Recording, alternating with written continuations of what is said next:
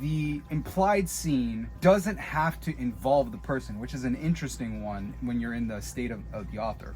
You don't have to, it's weird, you don't have to imagine a scene where you're actually with that person to imply that you're in the relationship with the ideal person, which works very well, because I've had a lot of people ask the question like, what am I supposed to do if I don't know what the person looks like, or I don't know who I want to be in a relationship with? It's like, great, perfect.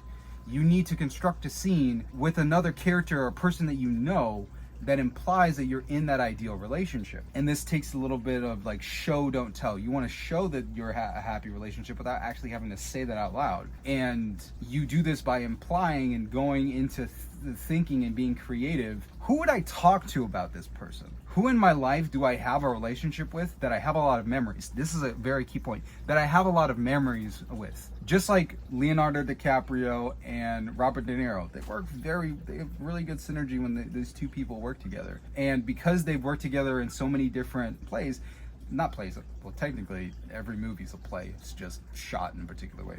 But they work together really well. They know each other, they know how they act, they know how they interact very well, and they know that they can produce beautiful work because they have on-screen chemistry.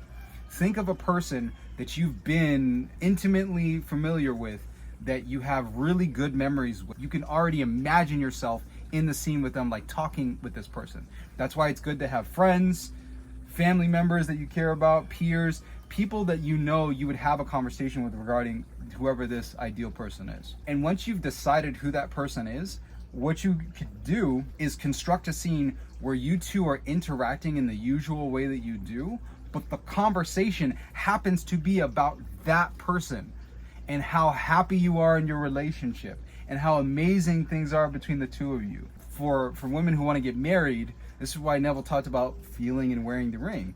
You could feel and wear the ring, and you would probably be showing it off to your girlfriends, and they'd be like, oh my God, he proposed, this is amazing. And the reason why that works is because you already have enough sensory impressions from other memories with that person. The more and the deeper and the more like impactful and emotional the memories are with that actor, with that person, the higher the likelihood of you getting into the feeling and getting into the scene is, because you'll have a lot of sensory impression. It's the same thing that happens in Hollywood, where directors select celebrities that have already been in big blockbuster movies because they know that those people already sell out. And the reason why they sell out is because the person is already tied to all of the other marketing that those movies had, all the other emotional beats that happen in that movie. So people have an emotional relationship with that celebrity. So when they see that celebrity in another context, in another place, all of those feelings and emotions get aroused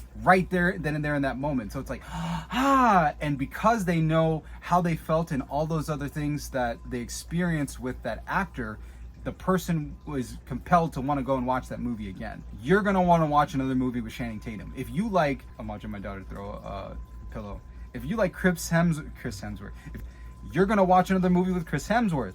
If you like Robert Downey Jr., even though people are all crazy about Robert Downey Jr. coming back to the MCU as Dr. Doom, people are still going to watch it. That's why they brought him back, because he's a sure bet. People love Robert Downey Jr. in Marvel, so because of that, they decided, hey, there's this character that we want somebody to play. We're going to stick Robert Downey Jr. in that role, because we know that's going to bring people in. That's going to put butts in seats.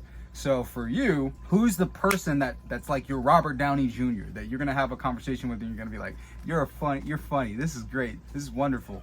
I already can imagine what you would say in this situation because I know your character. Like if that's actually a really good one.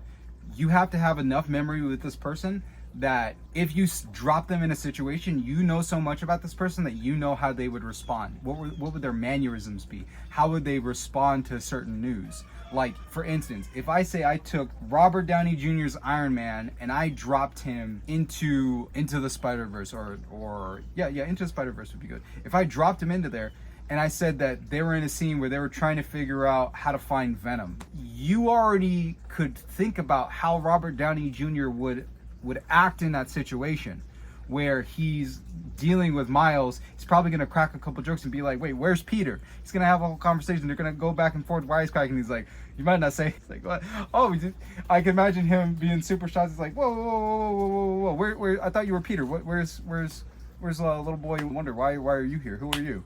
And the reason why is because there's enough memory of watching Robert Downey Jr. play Iron Man that you can project out how that person would move in that situation. We want to do the same thing for the scene that you're constructing.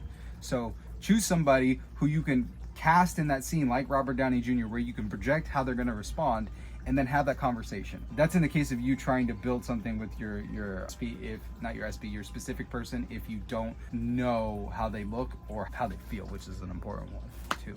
Once you've constructed that scene, our next phase